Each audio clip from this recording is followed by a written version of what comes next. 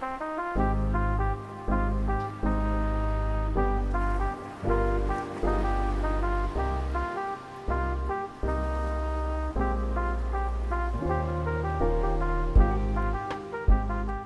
everyone, and welcome back to the Rhode to Pregnancy podcast. I'm one of your co-hosts, Malia Perales. And I'm Ashley Houlihan.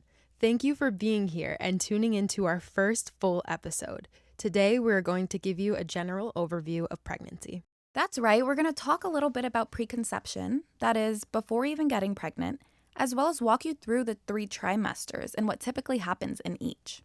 We'll have future episodes that'll dive a little bit deeper into the specific trimesters and topics, but for today, we're just going to start off with a big picture overview.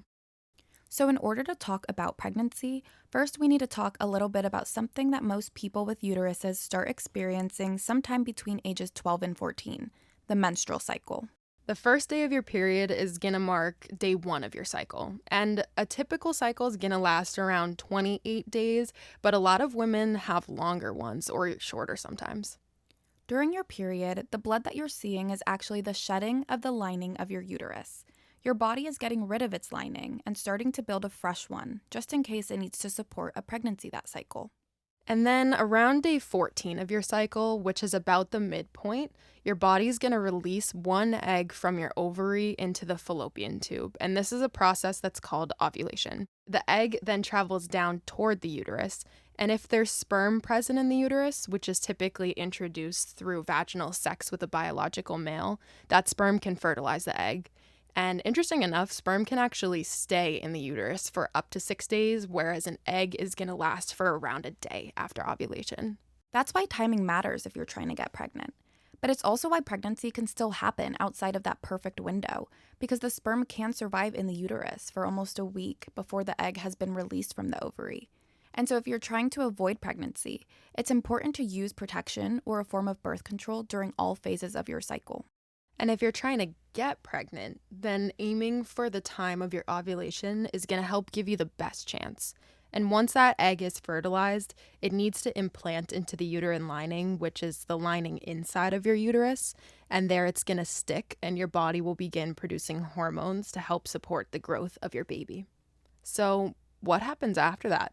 How do you even know if you're pregnant? That's a great question, Ashley, especially because early symptoms can feel just like regular premenstrual symptoms. If your period is usually regular and you miss your period by about a week or more, that can be one of the first signs. But sometimes it can be a little bit tricky because some women have irregular periods, so the symptom can be misleading.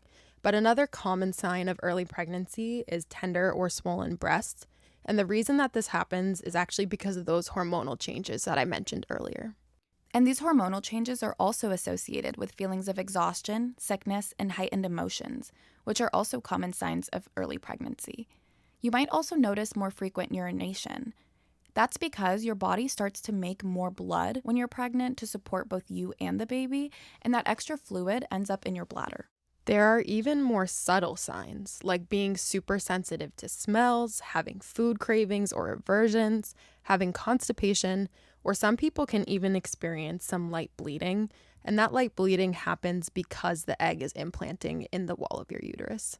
And of course, not everyone gets these symptoms, and many of these symptoms can be difficult to distinguish from your regular period symptoms. If you think you might be pregnant, it's best to take an at-home pregnancy test or talk to your healthcare provider. And if your test is negative, but you still suspect you might be pregnant, you should wait a week and then try again. And if you get a positive pregnancy test, it's important to call your doctor and just set up an initial appointment so that you can discuss your options. In the meantime, you should refrain from drinking alcohol or using any recreational drugs because these can harm the baby. If you want, you can also start taking a prenatal vitamin, which you can purchase at any drugstore like a CVS or Walgreens, and you can check GoodRx online for coupons to help you buy them. And we've linked GoodRx in the show notes for you. You can also purchase those at-home pregnancy tests at Walgreens and CVS as well, right, Ashley? Yes, that's a great point, Malia. If you get a positive pregnancy test, but aren't sure if you want to keep your pregnancy, there are lots of resources in Rhode Island to support you. So you can start by calling your doctor if you have one, and if you don't, you can also make an appointment at a local Planned Parenthood or at Women and Infants Obstetric and Gynecology Care Center. Now, Planned Parenthood has termination services, both medication and procedural, if that is what you are seeking, and these are fully covered if you're on Medicaid or have Rhode Island state insurance. Okay, so now you're pregnant. What does the timeline look like? How long are you going to be pregnant for? Yeah, well, pregnancy typically lasts around 40 weeks, and it's split into 3 trimesters. Each of these trimesters are about 13 weeks, which is about 3 months.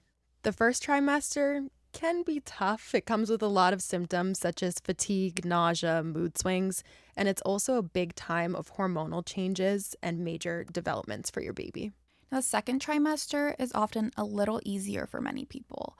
The symptoms may ease up, and it's usually when people start to feel baby movements and also see visible changes like a growing belly. And then the third trimester is the home stretch. It's when the baby's going to gain most of their weight. You may feel tired, a little sore, or just kind of ready to be done with pregnancy, and that's a totally normal feeling.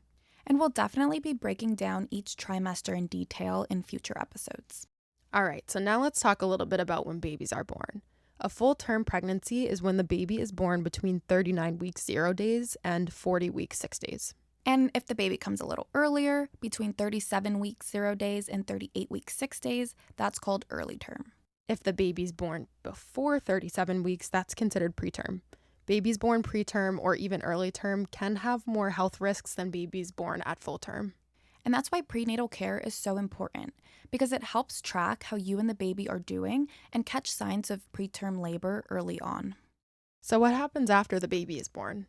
That's the postpartum period, sometimes called the fourth trimester.